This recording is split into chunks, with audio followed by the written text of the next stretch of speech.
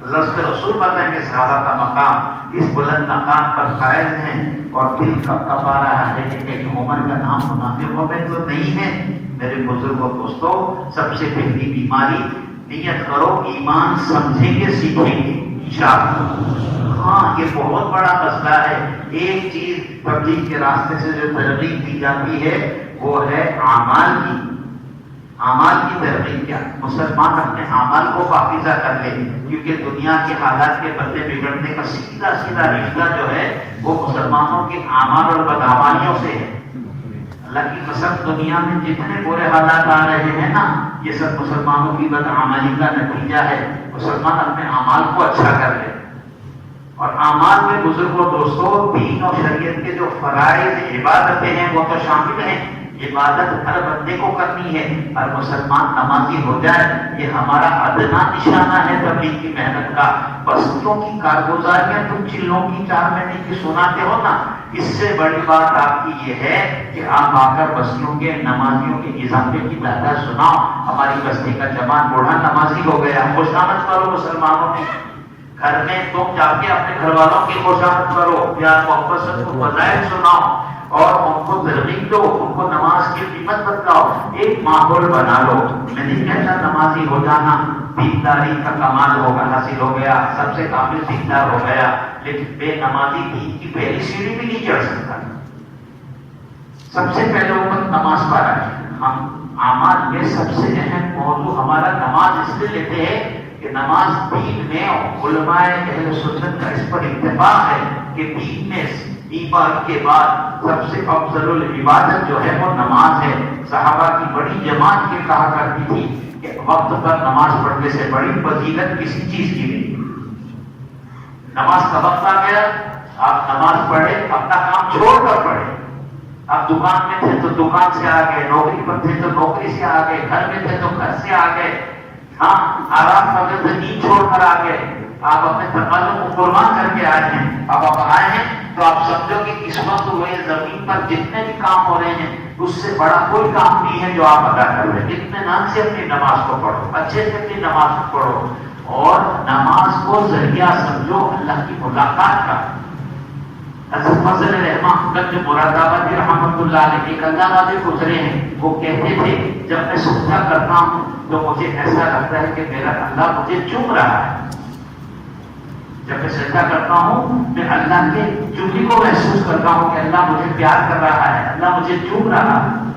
جیسے چھوٹے بچے کی نماز ہم گود کو اٹھا کر اس کو چومنے لگتے ہیں نا، وہ ہاتھ مانتا ہے، رکوع کرتا ہے، یا کھڑا سجدے میں جاتا ہے، پھر اوپر دیکھتا ہے، پھر پیچھے دیکھتا ہے، پھر چلا جاتا ہے، پھر پانی پیتا ہے، پھر آ کے کھڑا ہو جاتا ہے، الٹا پلٹا کرتا ہے۔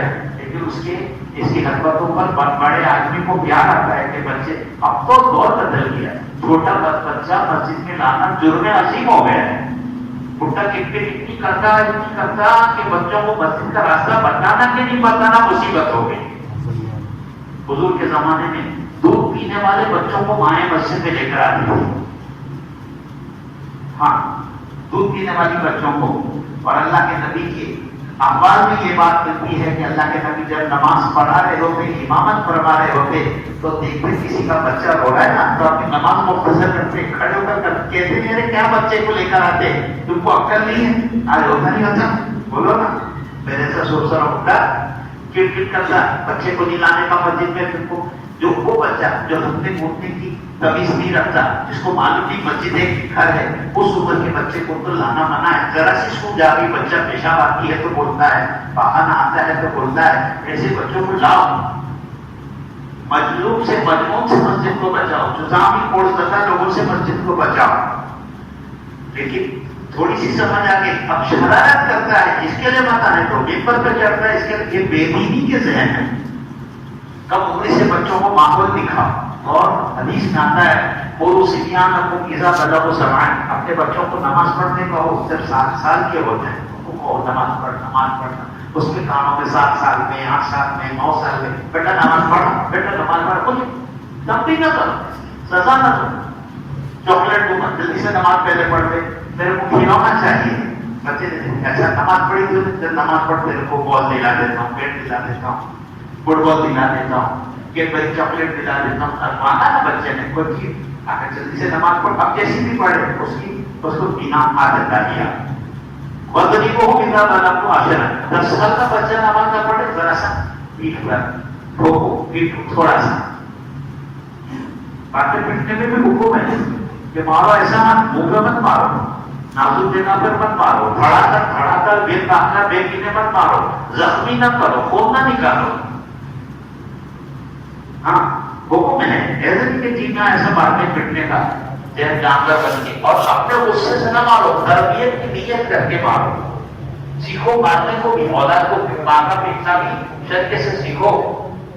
یا تو اپنے یہاں کیا ہے کہ بچے کو مارنے کا قانون ختم ہو گیا، کوئی مار نہیں سکتا، قانون ختم گیا، مارے گا جیل کا، ماں باپ مارے گا جیل میں جائے. ہاں اور نہیں تو پھر ٹھوکا کی ایسی ٹھوکا کی کہ بچے کو معذور کر دیا. میرے بزرگ دوستوں شریعت دین ہے، گھر کے دین کو زندہ کرو، اور گھر کا دین گھر کی نماز سے زندہ ہوگا. گھر پر محنت کرو. یہ مجمع بیٹھنے والا یہ نیت لے کر جائے کہ میرے گھر میں کوئی نمازی نہ رہے، میری بستی میں کوئی نمازی نہ رہے.